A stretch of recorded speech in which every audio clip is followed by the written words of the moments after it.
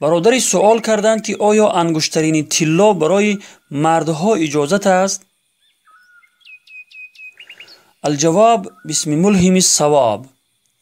انگشترین طلا و یا گردنبند طلا، ساعت طلایی و غیره برای مردهای مسلمان حرام است و به هیچ رو اجازت نیست.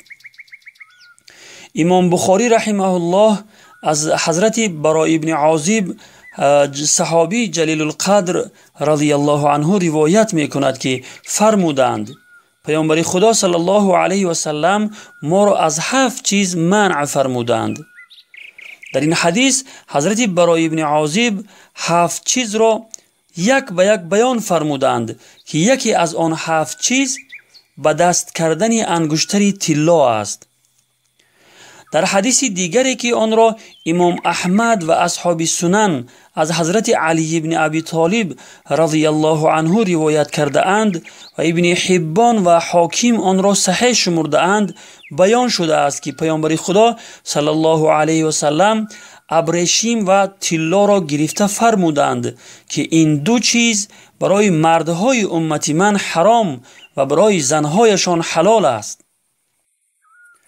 در این بابت حدیث های بیشمار روایت شده است، ولی برای طالب حق این 2 حدیث کفایت می کند.